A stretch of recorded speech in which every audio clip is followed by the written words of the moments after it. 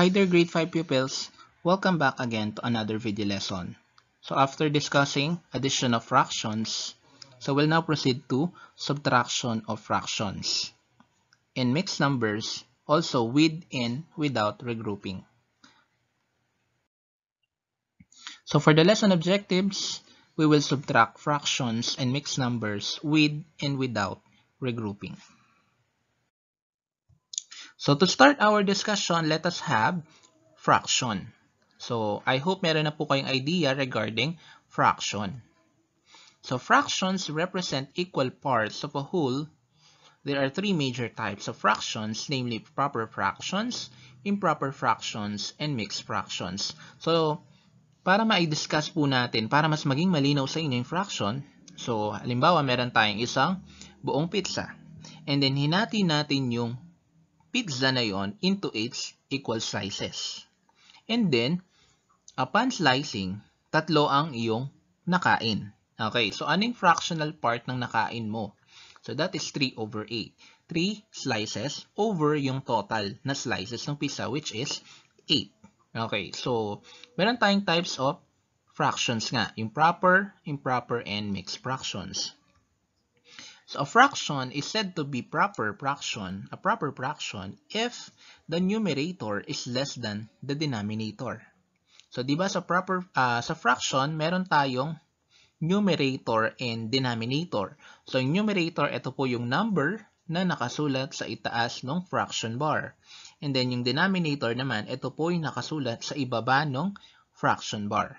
So kapag yung numerator is mas mababa, yung nasa taas, mas mababa po sa denominator nasa baba, we consider that fraction as proper fraction. And then yung kabaligtaran niya, kapag mas mataas yung value ng numerator kesa dun sa denominator, so the fraction is an improper fraction. And then when we say mixed fractions or mixed numbers, ito po yung combination of a whole number and a proper fraction. Okay. So, yun lang po siya. Isang whole number, tsaka isang proper fraction. So, kapag meron tayong whole number, and then meron tayong improper fraction, yung improper fractions po, kailangan po natin yung isimplify pa. Okay. Kasi kailangan proper fraction po siya kapag sinisimplify. So, let us have examples of the three major types of fractions. So, ayan, we have proper fractions.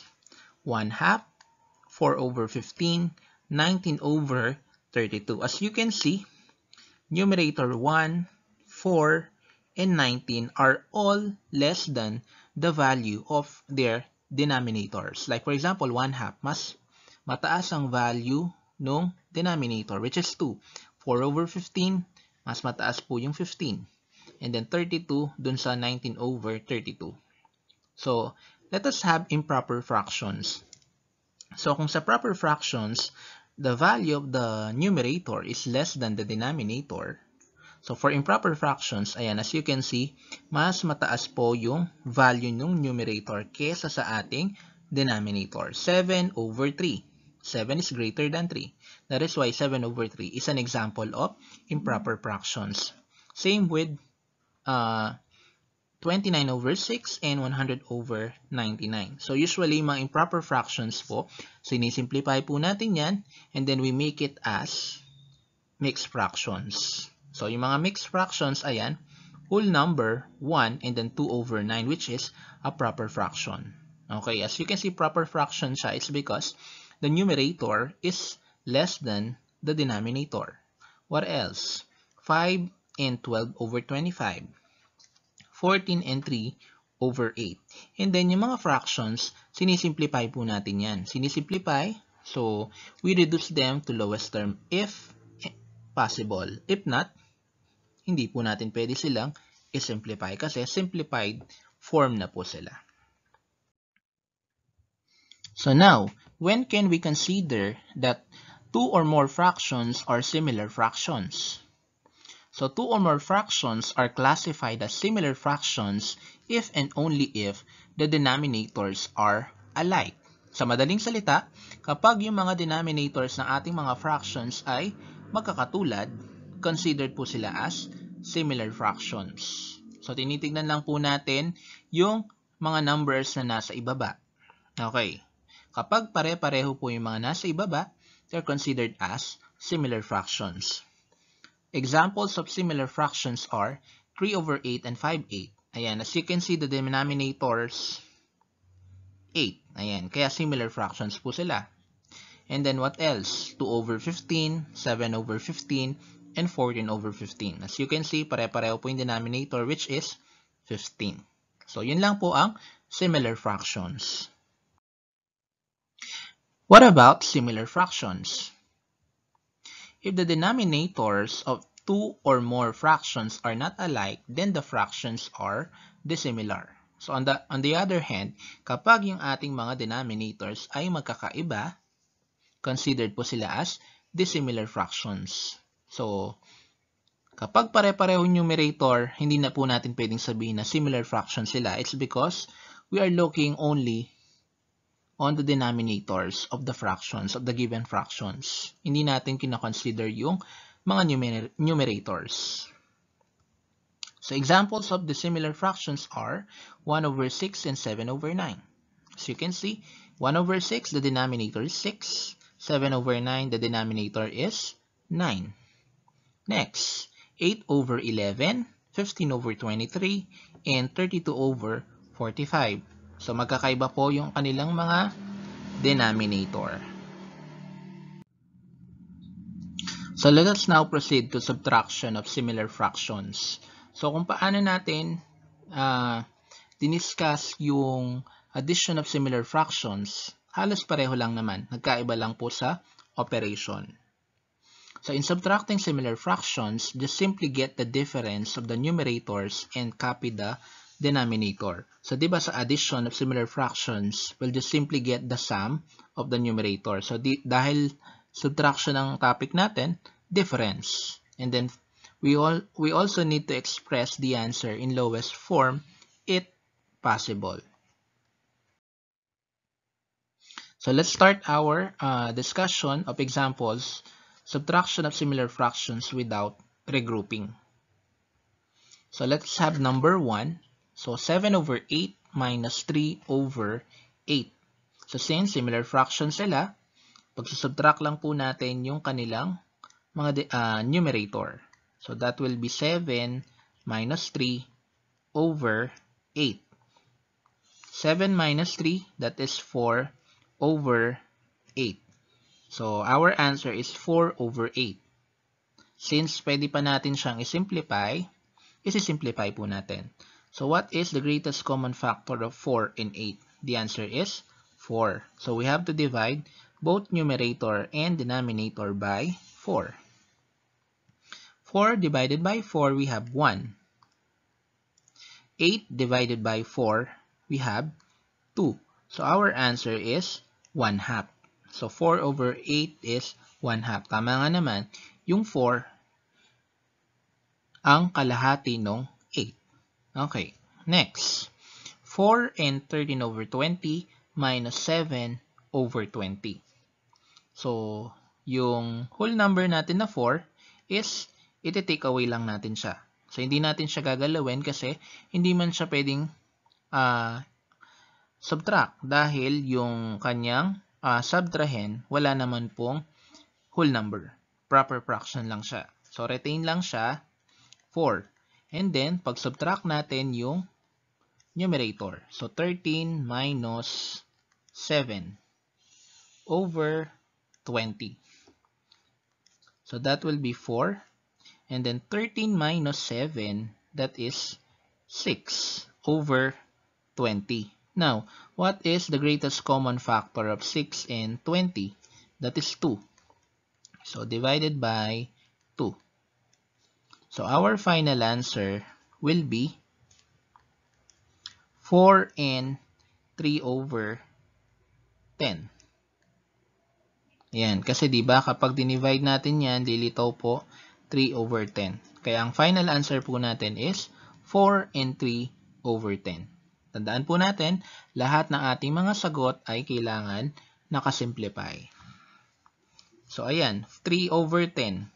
So, simplified na po yan. Kasi wala na pong common factor sila na mataas maliban po sa 1. Kasi kapag 1, magiging 3/10 lang po yan. So, yan po ang ating final answer. So, let us now proceed to subtraction of similar fractions with regrouping. So, when can we say that we need to regroup? Okay, so sa subtraction of similar fractions, malalaman natin na kailangan nating i-regroup kapag yung, ayan, halimbawa yan, yung proper fraction, yung minwen and subtrahend. So, yung minwen natin dito is 2/9. And then, yung subtrahend natin is 5/9. So, since mababa yung numerator nung minwend natin kesa dun sa numerator ng subtrahend, kailangan po nating mag-regroup. So, paano tayo mag-regroup? So, ganito. Diba? 2 and 2/9. So, magre-regroup tayo ng whole, 1 whole dito sa 2. So, ibig sabihin, magiging ganito siya. 1 plus 9/9. Okay. So, di ba kapag niregroup natin yon, pareho naman dapat na fraction kasi similar nga. So, 9/9, that is 1. I-add mo sa 1, whole number is 2. Okay. Plus 2/9. So, ang final niya, magiging ganito siya. 1 and 11/9. So, as you can see, 11/9, mas mataas na po siya sa 5/9. So, pwede na po ngayon nating pag-subtract. So, ganito siya. 1 and 11/9 minus 5/9.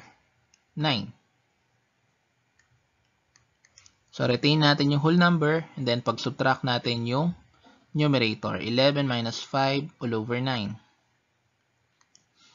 11 minus 5 is 6/9. And then, simplify natin yung 6/9. Divide natin sa 3/3. So, magiging 1 and 2/3. So, ang ating final answer is 1 and 2/3.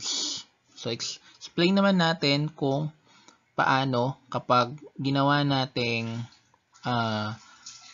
improper fraction yung 2 and 2/9. So, pakita natin kung paano siya mag-work. So, ayan. Halimbawa, yung 2 and 2/9, change natin sa improper. So, 9 times 2, 18 plus 2, magiging 20/9. Minus 5/9. So, di ba pareho naman sila? Similar fractions naman sila. So, magiging 20 minus 5/9. 20 minus 5, that is 15/9. So, 15/9, pwede natin yang i-simplify. Divide natin yan by 3. 15 divided by 3, that is 5. 9 divided by 3, that is 3. And then, since 5/3 improper siya, kailangan nating i-change into mixed fraction. So, 5 divided by 3, we have 1. And then, yung remainder, 5 minus 3, 2. So, 1 and 2/3.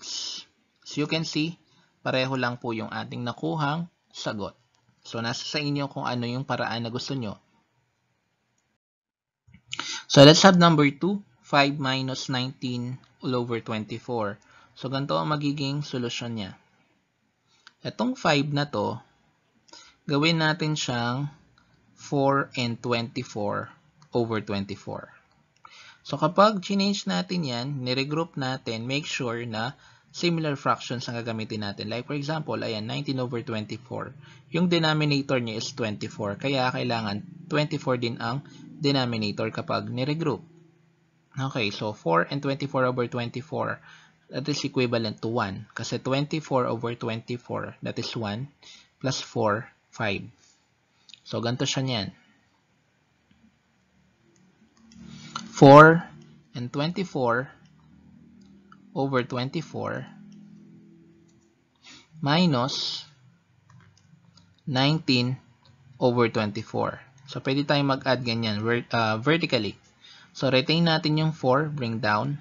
And then 24 minus 19, we have 5 over 24. So, 5 over 24, nakasimplify na po yan. So, this will be our final answer. Number 3, 7 and 8 over 15 minus 3 and 13 over 15. Okay. So, makikita natin yung proper fractions natin dito, 8 over 15 tsaka 13 over 15. Mas maliit yung 8 doon sa 13. So, kailangan nating mag-regroup. So, itong 7 na to, magiging 6 and 15 over 15. I-add natin sa 8 over 15. Ayan, pakita natin.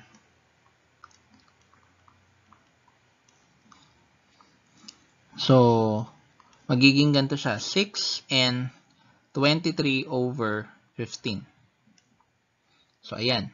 So, makikita natin na yung 23 over 15 greater than 13 over 15 na siya.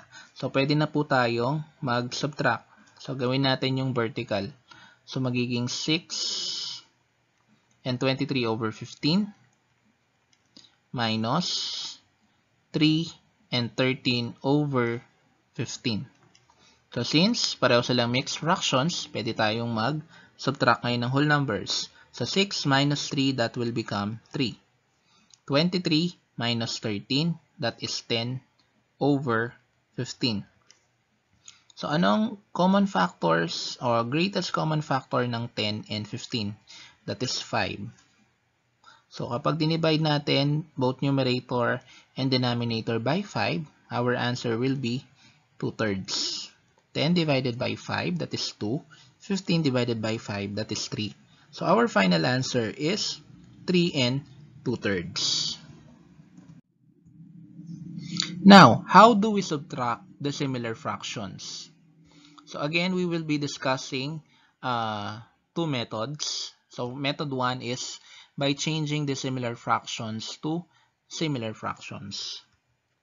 So, ito yung mga steps. First, change natin the similar to similar by getting the LCD, yung least common denominator. So, kung familiar po tayo sa least common multiple o yung tinatawag nating LCM, ganun lang din po yung kanyang process.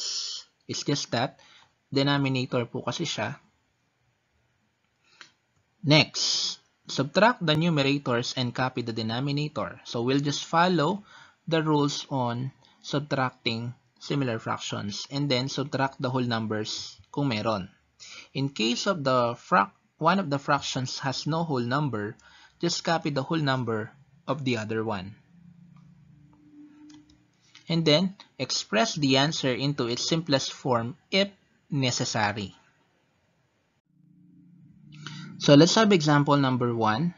Subtract the following, 11 over 12 minus 2 over 9. So, una, change the dissimilar fractions into similar fractions by getting the least common denominator or the LCD.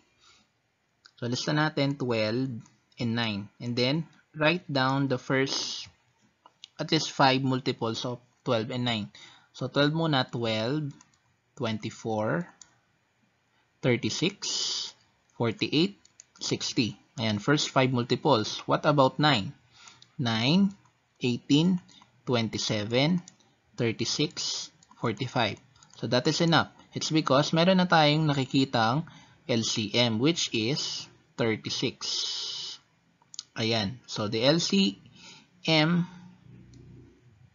is 36. So, yan ang magiging LCD niyan. So, paano natin gagawin yan? So, yung 11 over 12, magiging ganito siya. 36 divided by 12, that is 3. Times 11, that is 33. What about 2 over 9? So, 2 over 9. 36 divided by 4, and 9, that is 4. Times 2, we have 8. Ayan, pag-subtract natin ngayon. 33 minus 8. So, that is 25 over 36.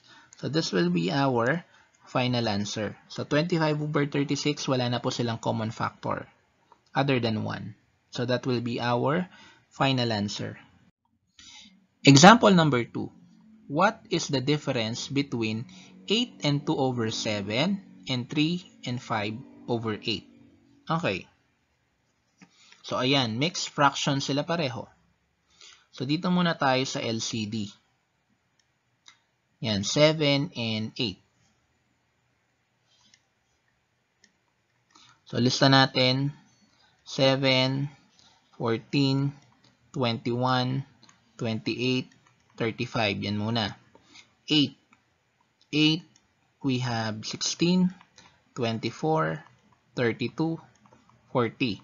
So, habang nililista natin, yung limang first multiples nila, first 5 multiples, wala pa rin po tayong nakikitang LCD.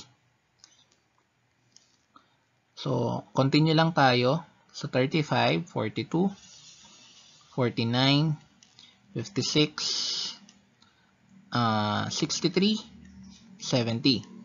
40 naman, sa 8 naman, 40, 48, 56, 64, 72, 80. So, ayan, meron na tayong nakitang LCM, which is 56. So, ayan.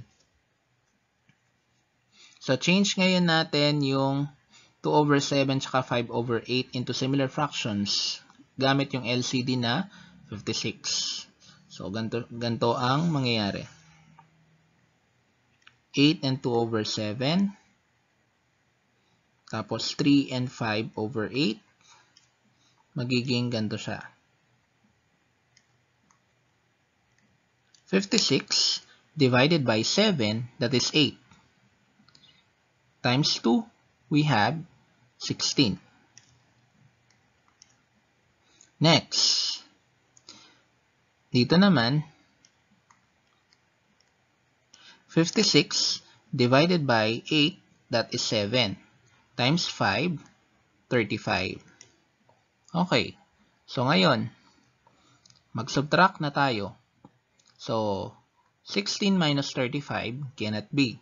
Kasi, yung 16 less than 35. So, ang mangyayari nito, itong 8 and 16 over 56, kailangan natin mag-regroup. Okay. So, magiging ganito na naman siya. 7 and then 56 over 56.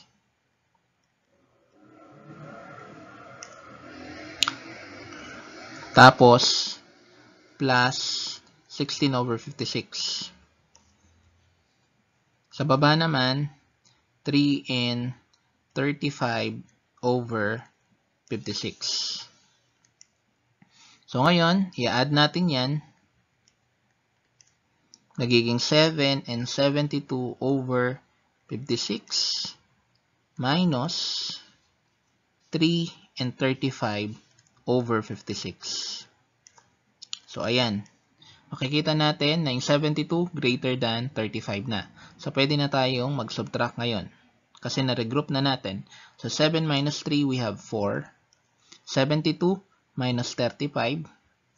Our answer is 37 over 56. So, this will be our final answer. Simplified na po siya. So, 4 and 37 over 56. So, let's have the second method, which is the butterfly method. So, same rules applied lang, kaya lang subtraction na lang. So, yan pa rin naman yung kanyang rules. Draw the butterfly, multiply the number on each wing, and write the product under the antenna. Multiply the two denominators and write the product in the body. Now, subtract the two numbers in the antenna. Write the answer at the top of the fraction. Then, write the product in the body below the line, which is the denominator. And then finally, express the answer into its simplest form if necessary. So, para mas makita natin kung paano siya ina-apply, Let's have examples. Example number 1. Get the difference between 9/10 and 5/6.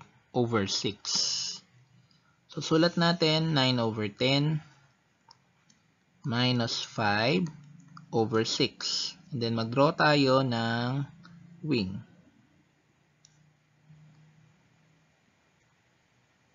Tapos, antenna.